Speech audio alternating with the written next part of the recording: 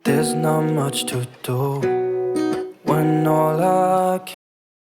Bismillahirrahmanirrahim. Assalamualaikum warahmatullahi wabarakatuh.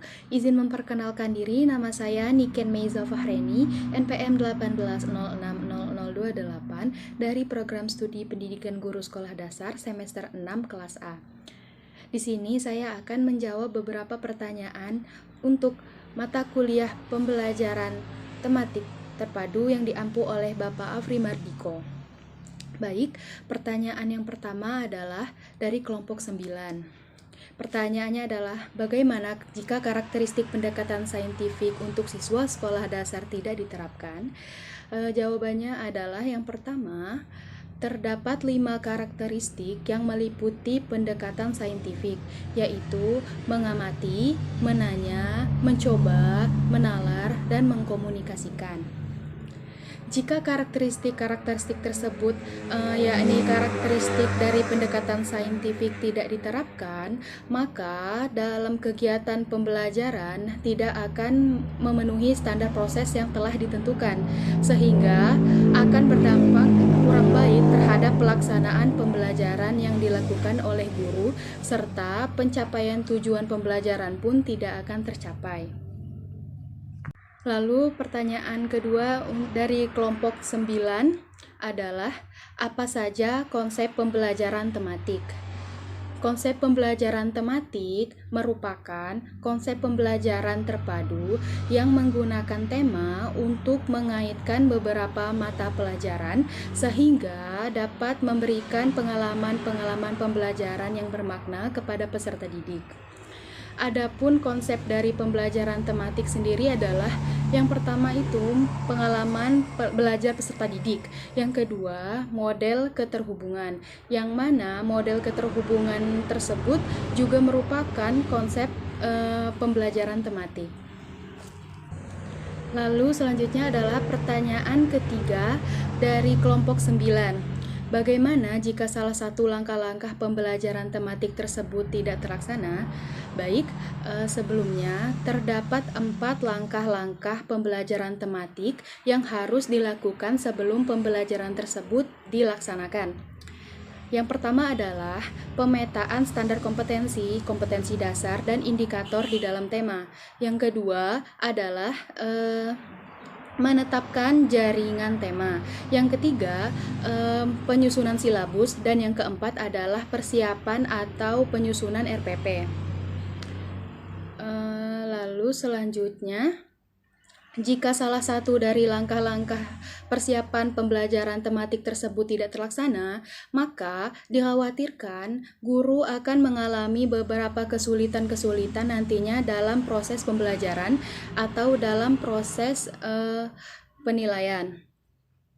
Sebagai salah satu contohnya adalah guru akan mengalami kesulitan dalam menjabarkan standar kompetensi dan kompetensi dasar dalam indikator, terutama dalam hal menentukan kata kerja operasional yang tepat.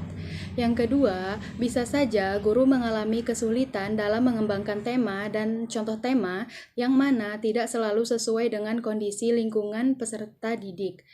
Oleh karena itu, langkah-langkah persiapan tematik harus diperhatikan. Sebisa mungkin harus dilaksanakan agar memudahkan guru dalam menjalankan kegiatan pembelajaran dengan menggunakan pembelajaran tematik ini. Baik, tadi adalah beberapa pertanyaan dan jawaban dari bagian kelompok 9. Sekarang saya akan beralih menjawab pertanyaan dari kelompok 10. Oke, untuk kelompok 10, pertanyaannya adalah, dalam penilaian autentik terdapat beberapa karakteristik. Sebutkan dan kelebihan kekurangan dari penilaian autentik tersebut.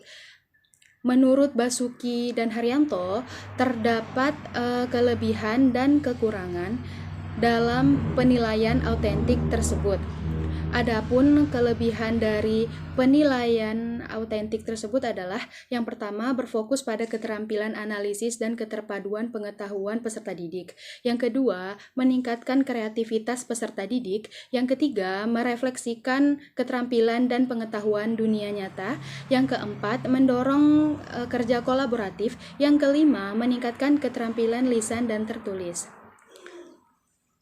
Lalu selanjutnya, di samping ada kelebihan, ada juga kelemahan dari penilaian autentik sendiri. Yang pertama adalah memerlukan waktu yang intensif untuk mengelola, memantau, dan melakukan koordinasi. Yang kedua, sulit untuk dikoordinasikan dengan standar pendidikan yang telah ditetapkan secara legal.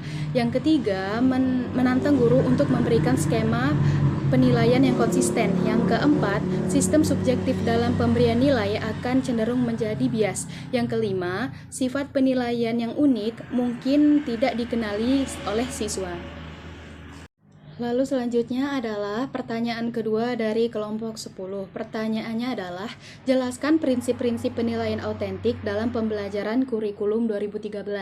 Menurut Komalazari, terdapat prinsip-prinsip penilaian autentik yang terdiri atas yang pertama adalah validitas. Validitas adalah guru melihat apa yang seharusnya dinilai dengan menggunakan alat yang sesuai untuk mengukur kompetensi. Yang kedua adalah reliabilitas, yang artinya adalah berkaitan dengan konsistensi hasil penilaian. Yang ketiga, menyeluruh, yakni penilaian harus dilakukan secara menyeluruh yang mana mencakup seluruh domain yang tertuang pada setiap kompetensi dasar kognitif, afektif, dan juga psikomotorik. Yang keempat adalah berkesinambungan, yaitu penilaian dilakukan secara terencana, bertahap, dan terus-menerus untuk memperoleh gambaran pencapaian kompetensi dalam kurun waktu tertentu bagi peserta didik. Yang kelima adalah objektif, yakni penilaian harus adil, terencana, dan menerapkan kriteria yang jelas dalam pemberian skor. Dan yang keenam adalah mendidik. Proses dan hasil penilaian dapat dijadikan motivasi, memperbaiki, dan juga sebagai peningkatan kualitas belajar serta membina siswa agar tumbuh dan berkembang dengan baik. Lalu selanjutnya adalah pertanyaan ketiga dari kelompok 10. Seberapa pentingkah penilaian autentik terhadap penentuan hasil belajar peserta didik? Oke, dengan kata lain, mengapa penilaian autentik tersebut dianggap penting dalam menentukan hasil belajar peserta didik?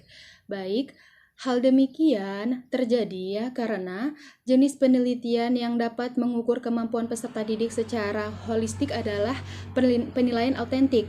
Penilaian autentik dilakukan dengan berbagai macam teknik sehingga mampu mendorong peserta didik untuk mengungkapkan, membuktikan, atau menunjukkan secara tepat apakah peserta didik tersebut sudah memahami serta menguasai pengetahuannya. Lalu selanjutnya kita akan beralih ke pertanyaan dari kelompok 11. Untuk kelompok 11 pertanyaannya adalah apa yang dimaksud dengan pendekatan saintifik? Oke, pendekatan saintifik atau scientific approach adalah model pembelajaran yang menggunakan kaidah-kaidah hubungan yang memuat serangkaian aktivitas pengumpulan data melalui observasi, menanya, eksperimen, mengolah informasi ataupun data, kemudian mengkomunikasikannya. Tujuan pendekatan saintifik sendiri adalah yakni untuk meningkatkan kemampuan berpikir peserta didik, membentuk kemampuan dalam menyelesaikan masalah secara sistematik, menciptakan kondisi pembelajaran supaya peserta didik merasa bahwa belajar merupakan suatu kebutuhan, dan juga melatih peserta didik dalam menentukan ide-ide, meningkatkan hasil belajar peserta didik, dan juga menumbuhkan karakteristik peserta didik. Lalu pertanyaan selanjutnya adalah dari kelompok 12. Pertanyaannya adalah, mengapa pembelajaran tematik terpadu pada kurikulum 2013 diintegrasikan untuk siswa sekolah dasar dimulai dari kelas 1 sampai kelas 6 ataupun menyeluruh? Jawabannya adalah karena pendekatan ini dimaksudkan supaya peserta didik tidak hanya belajar secara parsial, sehingga pembelajaran pun dapat memberikan makna yang utuh kepada peserta didik seperti yang tercermin pada berbagai tema yang tersedia. Tematik terpadu disusun berdasarkan berbagai proses integrasi, yaitu integrasi disipliner, multidisipliner, dan transdisipliner. Lalu pertanyaan selanjutnya adalah datang dari kelompok 13 atau yang terakhir. Pertanyaannya adalah apa saja keunggulan dari pembelajaran tematik terpadu dalam micro teaching? Adapun beberapa keunggulan yang bisa dirasakan oleh peserta didik dari pembelajaran tematik terpadu. Yang pertama adalah keterampilan berpikir peserta didik akan berkembang dalam proses pembelajaran terpadu. Yang kedua, kegiatan belajar dan juga mengajar peserta didik bersifat pragmatis sesuai dengan lingkungan peserta didik. Yang ketiga, keterampilan sosial peserta didik akan berkembang dalam proses pembelajaran terpadu. Keterampilan ini meliputi salah satu di antaranya adalah keterampilan sosial, yang contohnya kerjasama, komunikasi, dan mau mendengarkan pendapat orang lain. Dan yang kelima adalah kegiatan belajar akan lebih bermakna bagi peserta didik sehingga hasil pembelajaran pun dapat bertahan lama.